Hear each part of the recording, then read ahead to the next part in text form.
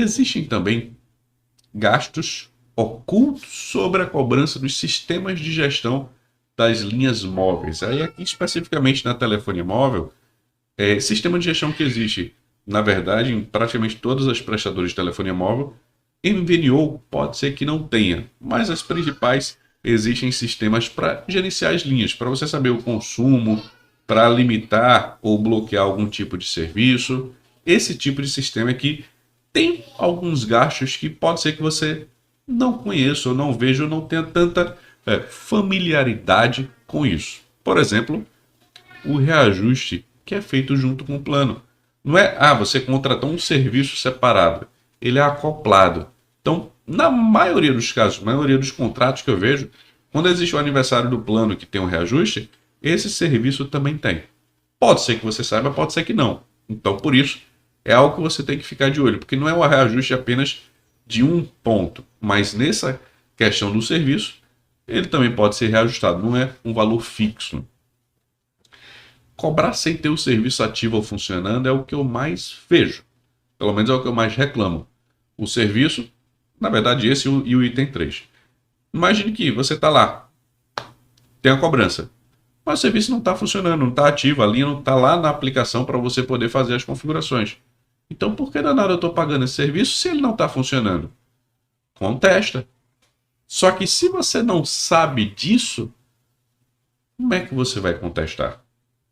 Você tem que ligar para o atendimento. O sistema não está funcionando, eu preciso disso funcionar, eu preciso desse recurso, XYZ, e aí você vai e, se não tiver ativo ou funcionando, a prestadora não pode te cobrar por algo que ela não ofereceu.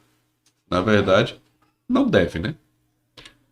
O item 3 é basicamente o contrário, cobrar pelo uso do que deveria estar bloqueado. Tem lá a configuração, está lá tudo feito, mas aquilo que deveria estar bloqueado foi permitido, está errado.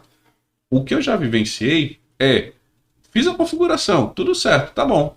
E aí aparece na fatura uma utilização irregular. Sabendo da configuração, eu vou e, no caso, na situação que aconteceu, eu fui e contestei com a prestadora. Olha, vocês liberaram aqui uma liberdade de utilização que eu não liberei. Não era para ter feito isso.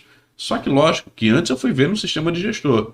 E o que aconteceu? Simplesmente tiraram a linha do sistema de gestão. Então, deveria estar bloqueado? Sim. Só que a prestadora tirou. Daqui que eu explique que o mar é o mar e não areia, demandou várias demandas.